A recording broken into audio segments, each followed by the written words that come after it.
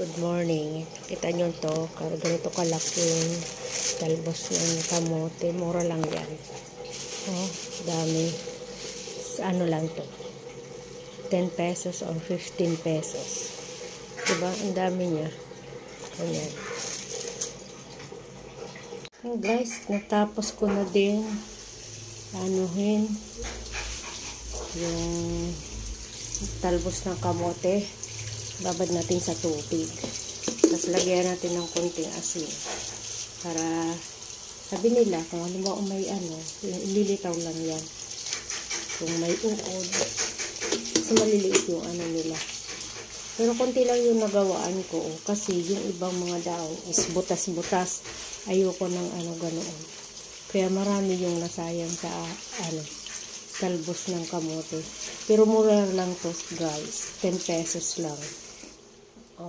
Pwede nang kapag pinagbili sa sa palengke na ganitong bungkos na lang kaliit is 20 pesos. Diba? Dito sa amin mura lang. Bagong pitas pa siya guys. Kitang-kita nyo naman bagong pitas yan. Talbos ng kamote. So yun guys, bye. Mamaya na lang po pag magluluto. Pakita ko. Guys, pakulaan lang natin yung gata. Ito po ang aking pangsahog. Sardinas lang. Tapos may kalamansi ako. 3 kalamansi yan. Yan. Ayan guys. Hintayin natin. Kumulo yun. Pakulain lang guys. Yan. Kumukulo na siya. Lagay na natin yung sibuyas. Tsaka yung bawang. Lagay natin yung lang. Guys, kumulo na siya. Lagyan natin ng asin. Sakto itong nilagay kong asin.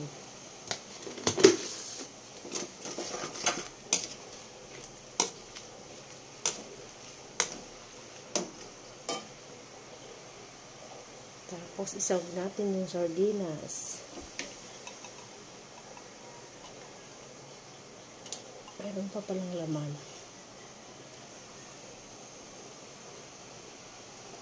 Okay. How is it like this?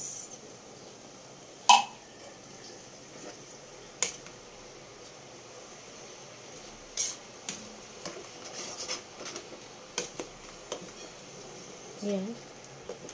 Tapos, hindi natin ilagay yung Kumulo na siya. Lagay na natin yung talbos ng kamote. Ganyan lang kasimple yan.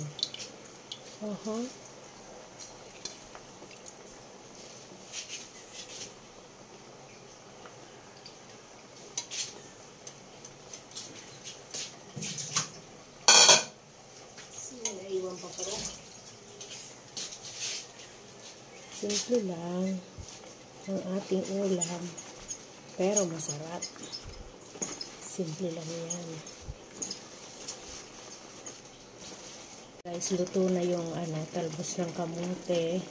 Dapat sana meron siyang meron siyang kamatis. Kaso, wala kaming kamatis. Huwag nang lagyan. Tapos yan.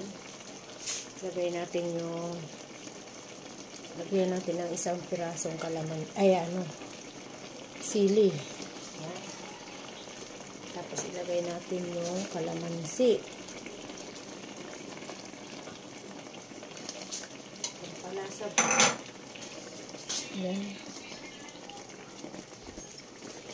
Sarap yan.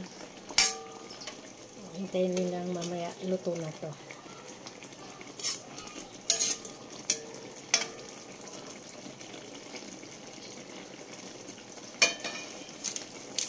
Lagyan natin ng konting seasoning.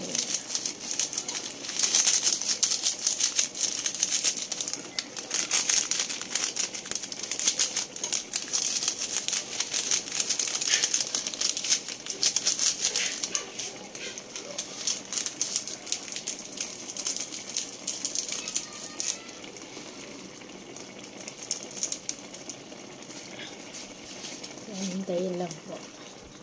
Naluto dyan ang ating ulam for today. Simpleng ulam pero masarap yan. At healthy pa. Fresh galing sa taniman.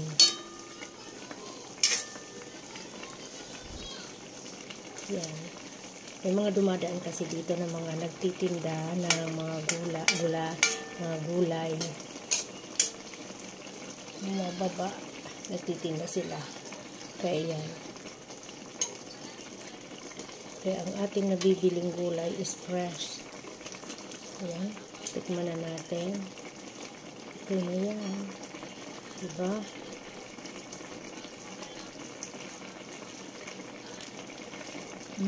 Sarap. So, yun po guys. Kaya na natin to. Mga simpleng ulam. Ewan ko sa inyo kung kayo ay nagluluto ng ganito. Pero dito sa Bicol, ganito ang madalas ginagawa sa talbos ng kamote. Yun. Thank you sa panonood.